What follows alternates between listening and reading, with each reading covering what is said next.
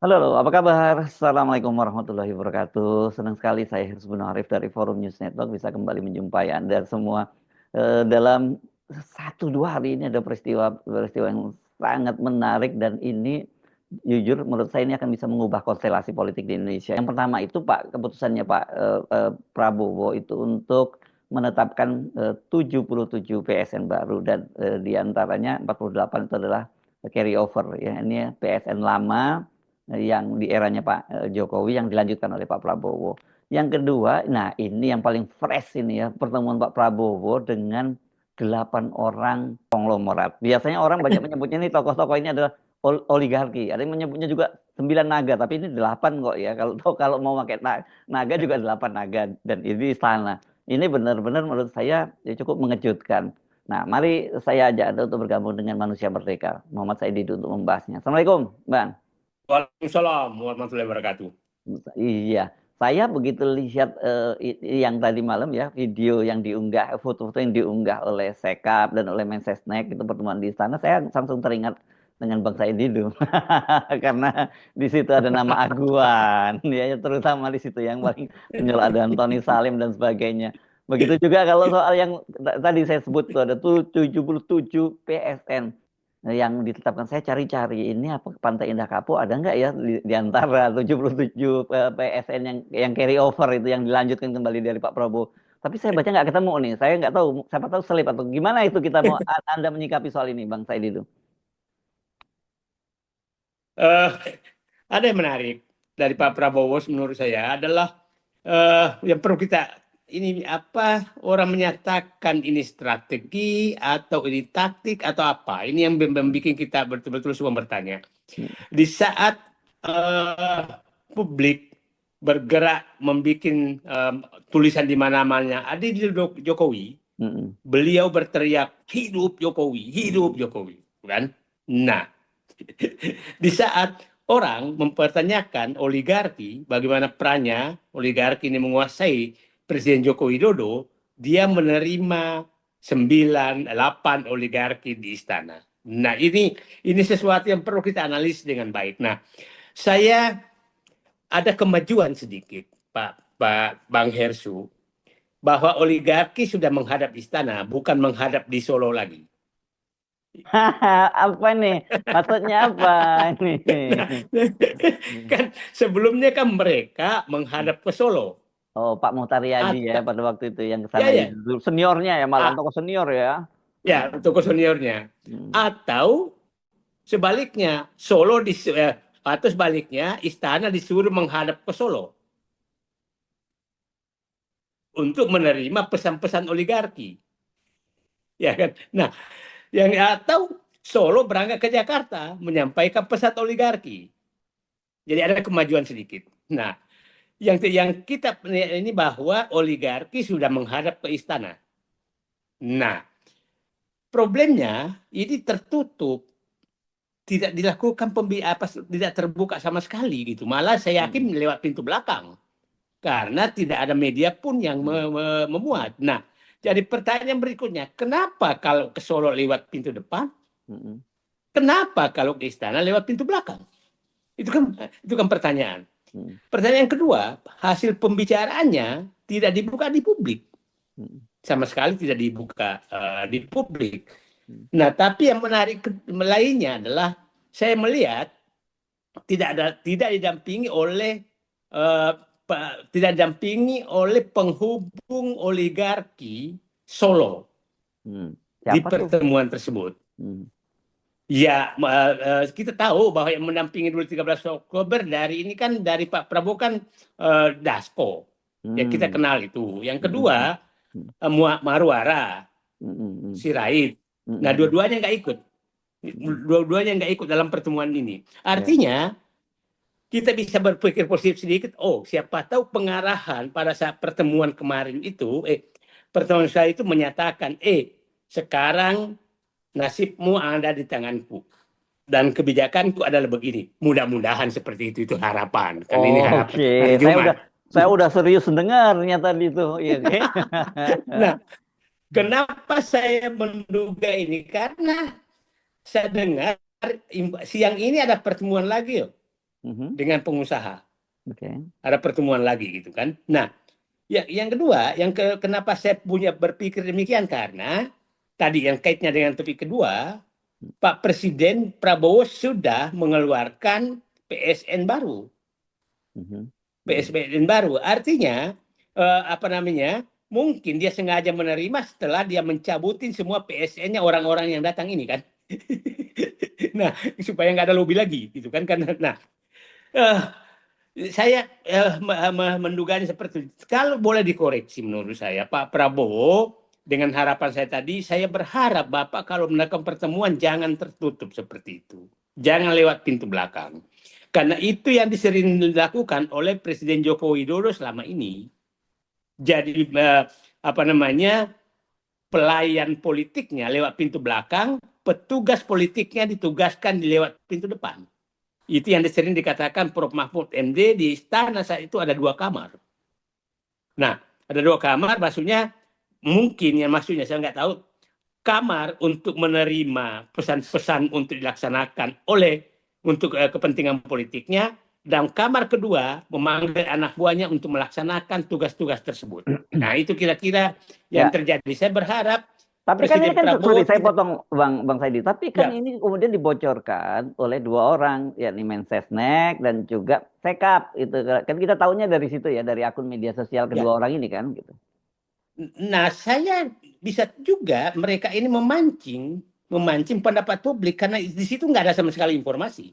Hanya menyatakan ada pertemuan antara Jokowi dengan antara Presiden Prabowo dengan 8 pengusaha. Nah, saya menduga lagi kedua bahwa Presiden ini menghadapi tantangan yang sangat besar sehingga meminta dukungan. Meminta dukungan kepada para pengusaha ini, jangan bikin kacau lagi deh. Ini saya membuat dan antara kok malah harga saham anjlok, kepercayaan publik turun, harga-harga naik dan lain-lain. Nah, siapa tahu dia mau minta tolong, jangan bikin kacau. Tapi jangan sampai, yang perlu kita ingatkan, jangan sampai pertemuan pengusaha dengan presiden adalah cara halal. Yang haram adalah apabila presiden atau penguasa menjual kebijakan kepada pengusaha. Itu yang haram.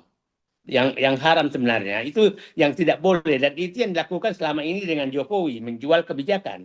Buktinya memberikan PSN. Memberikan PSN kepada pihak-pihak lain. Yang kedua, itu yang menjual itu. Nah, jangan sampai itu terjadi. Jadi satu yang kita ingatkan Pak Prabowo, jangan lakukan itu. Jangan Ya, lakukan, karena kebijakan yang Bapak miliki itu milik rakyat, bukan milik presiden. Gitu. ya. Itu yang kita harus ingatkan ke beliau. Ya, tapi begini, saya aja baru buka saja akun dari Sekretariat Presiden YouTube ya. Ternyata video Ya, pertemuan itu sudah diunggah juga. Ini saya lihat, saya oke, baru buka. oke. Ini 7 jam yang lalu. Jadi kalau kita ini kan Hmm. sekitar jam 11, berarti ini Hmm. pagi tadi sudah dimuat gitu ya. Pagi tadi sudah Oke. diunggah di Sekretariat itu ya. Itu videonya tidak Hmm. tidak panjang, cuma sekitar 52 second. Ya, Oke. cuman nggak sampai satu Hmm. menit. Jadi ya kita nggak dapat apa-apa, Hmm. cuman kita lihat ada videonya, gitu, Bang.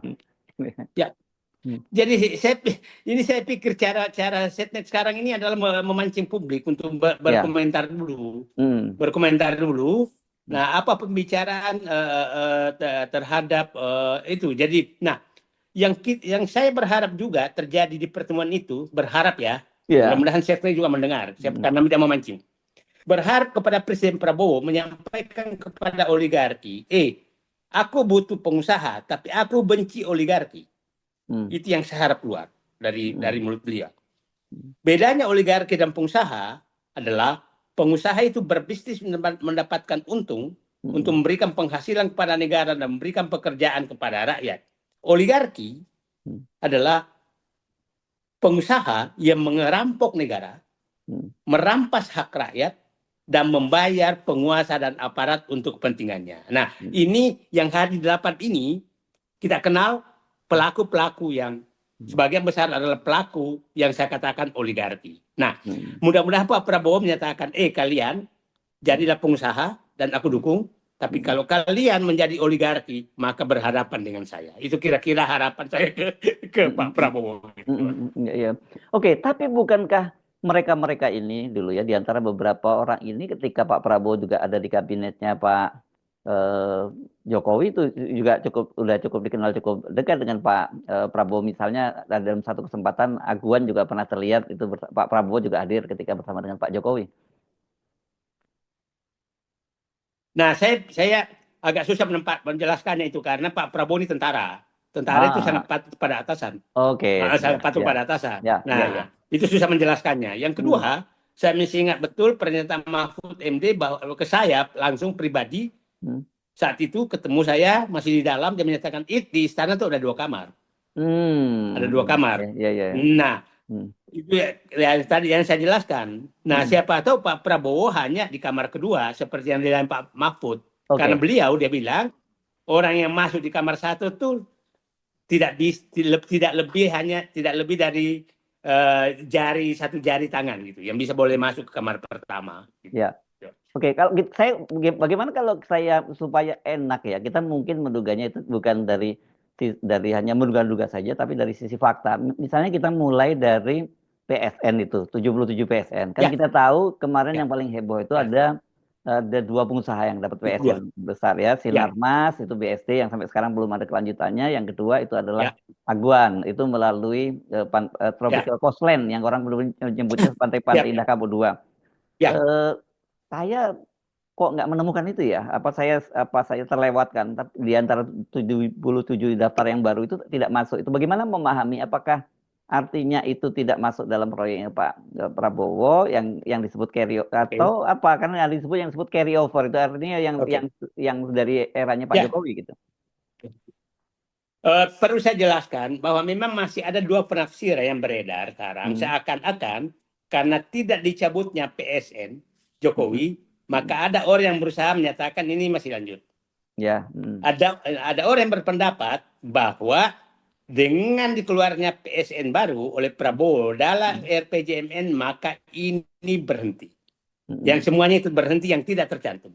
Ya. Saya berpendapat seperti yang kedua sebagai pengalaman saya di birokrasi. Ah, itu penting itu. Nah. PSN, Hmm. nah PSN itu adalah kebijakan pembangunan. Kebijakan pembangunan yang apalagi menggunakan APBN akan akan gugur secara otomatis Hmm. pada saat periodenya berhenti. Itu gugur secara otomatis. Hmm. Program Gubernur Anies gugur secara otomatis setelah dia berhenti, Hmm. habis masa jabatannya.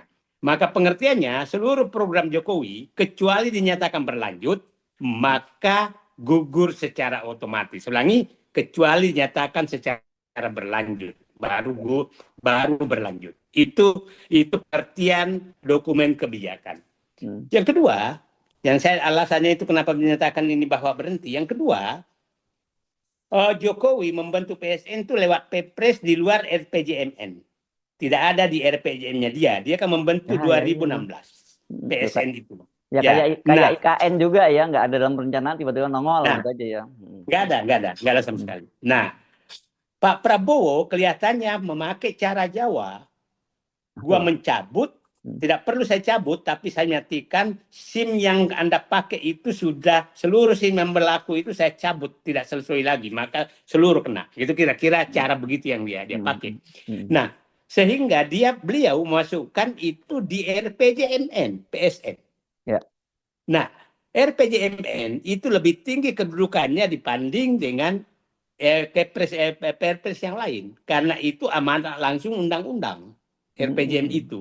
Hmm. Dan itu menjadi pegangan seluruh lembaga pemerintah untuk melakukan kebijakan selama 5 tahun. Selama 5 tahun. Hmm. Artinya 70 PSN itulah yang ada selama 5 tahun.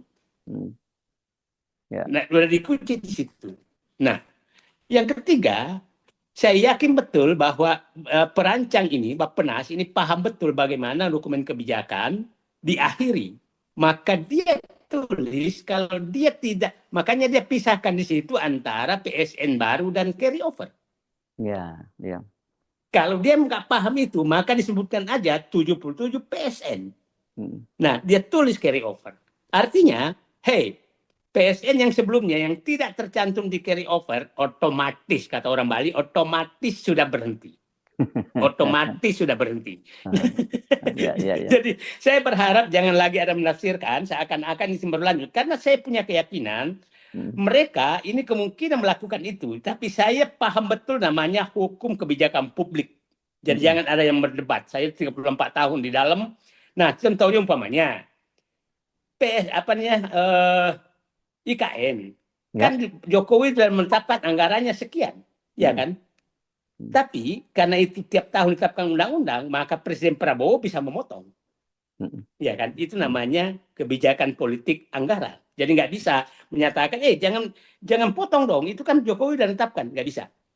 Karena itu sudah lewat kewenangannya. Nah, yang menarik Bang Hersu, saya saat ini ya kembali lagi orang menyatakan kamu sering sekali berterima kasih ke Prabowo. Enggak, kalau dia melakukan perbaikan, saya berterima kasih. Gitu. Nah, 4 PSN yang pernah saya minta diberhentikan itu alhamdulillah tidak muncul lagi di RPJMD 2024-2029. Apa aja tuh? 1, PIK 2. PIK 2, 2 Rempang, 3 BSD, 4 Water Frontline Surabaya. Itu juga hilang. Nah, kita tahu yang punya PSN PIK 2 ada 2 orang. Aguan, Antoni Salim. Yes. Dan 2 hadir kemarin di situ. Nah, itu dia. Oke, lanjut. Kemudian BSD Sinarmas. Yang ketiga Rempang itulah Tommy Winata. Tommy Winata. Artinya apa yang dilakukan Prabowo kemarin itu betul-betul ingin menunjukkan PSN diterbitkan oleh Jokowi memang salah. Karena menggusur rakyat dan memberikan kepada swasta. Saya membacanya kriteria yang digunakan Pak Prabowo adalah kalau betul-betul langsung diserahkan ke swasta. Karena 4-4-nya ini yang dibikin oleh Joko Widodo sebagai menurut saya giveaway kepada 4 pengusaha. Karena 4-4-nya swasta loh. PIK 2, Rempang, BSD, Surabaya. Nah, jadi saya masih makin memperkuat dugaan saya bahwa Pak Prabowo ini sebenarnya sedang melakukan perbaikan kebijakan-kebijakan yang anggap salah dan kita bersyukur mendengarkan suara publik. Maka agenda kita Bang Heru selanjutnya terus adalah kita harus bersuara terus agar negara ini makin baik. Kalau kita diam lagi, maka geng Solo masuk lagi. Nah ini geng Solo masuk lagi karena setiap hari ada perbaikan, kecurigaan tetap ada, tapi saya melihat ada perbaikan. Nah mungkin beliau betul bekerja dengan diam, tapi teriak seakan-akan memancing suara publik. Seperti umpamanya bisa saja hidup Jokowi memancing suara publik, memancing kepercayaan publik. Apa yang terjadi gitulah. Kira-kira itu analisa. Jadi saya ulangi lagi bahwa PSN PIK 2 bahwa PSN yang ada di RPJM nasional itulah adalah PSN yang ada selama 5 tahun. PSN yang ada sebelumnya itu berakhir secara otomatis karena itu terkait dengan kebijakan anggaran dan kebijakan yang terkait dengan masa jabatan seseorang. Jadi habisnya masa jabatan Jokowi, maka otomatis apabila tidak dilanjutkan, otomatis sudah ditutup. Jadi jangan sampai ada pihak lain lagi mengusahakan membebaskan tanah rakyat bahwa PSN-nya tidak dicabut. Itu rakyat seluruh ketiga tempat itu, PIK 2, Rempang, BSD dan Surabaya sudah harus kita proklamirkan bahwa tidak ada lagi PSN di sini. Itu Mas Hersu. Oke, enak kan kalau dari sini kita ikutin. Tetapi saya tidak tahu kalau Waterfront City siapa yang punya itu. Apakah ada hadir di situ juga nggak yang Waterfront City? Tidak ada. Tidak ada. Itu pengusaha Surabaya. Ya oke. Dari 4 yang tadi PSN yang menurut Anda tadi dibatalkan tadi itu 3 orang kan hadir semua di situ. Yang 4 orang bahkan yang hadir ya karena Pantai Indah Kapuk 2 kan mulai Antoni Salim dan Aguan gitu ya. Benar Rempang juga Sinarmas Ya, juga hadir di situ. Nah, jadi ya, kalau dari situ berarti ya ini sekaligus Pak Prabowo semacam memberitahu dong, ya memberitahu bahwa oke ada ya, langkah yang kami lakukan, tapi dalam posisi ini kalau kalau sekali lagi kalau menggunakan analisis Anda benar, ya. posisinya Pak Prabowo di atas dong, bukan memohon kepada para konglomerat ini dong. Nah, ada dua menurut saya. Hmm. Dia memohon terhadap kelangsungan ke usaha dia agar menstabilkan pasar, ya Pak ya, untuk kelangsungan dia. Eh, saya yakin karena Perpres RPJM ini kan dikeluarkan Februari, jadi sudah lama. Makanya dia baru mau terima tuh sebenarnya setelah keluar ini supaya tidak ada lobby lagi. Nah, saya mendapat informasi memang karena saya begini, Pak Prabowo lagi menghadapi krisis kepercayaan dari publik dan pasar. Itu yang harus diangkat. Kalau dia terlambat melakukan itu, maka saya bilang bisa menghadapi kasus 98 lebih besar. Apalagi sekarang muncul seruan untuk turun demo Indonesia Gelap 2. Nah, kalau masuk agenda itu tidak menyelesaikan kepercayaan publik, maka Prabowo bisa menghadapi tekanan besar sekali. Dan saya pikir agenda-agenda Prabowo sekarang itu betul-betul ingin meningkatkan kepercayaan publik dan investor. Itulah menurut saya kenapa dia mengambil panggil pengusaha kemarin, dan hari ini dia panggil lagi. Hari ini panggil lagi. Ini saya nggak tahu jam berapa ini. Mungkin setelah Jumatan. Jadi artinya apa yang bisa kita simpulkan kalau begitu eh, dari dua Ya, peristiwa tadi satu. dari Ya, satu, kedatangan itu menunjukkan bahwa dia menunjukkan, pengusaha sekarang sudah di tangan saya, bukan lagi di tangan Solo. Hmm. Kedua, pengusaha juga mempromilkan kami sekarang sudah ke istana, bukan lagi ke Solo. Hmm. Yang ketiga, bahwa penghubung Solo saya tidak libatkan lagi.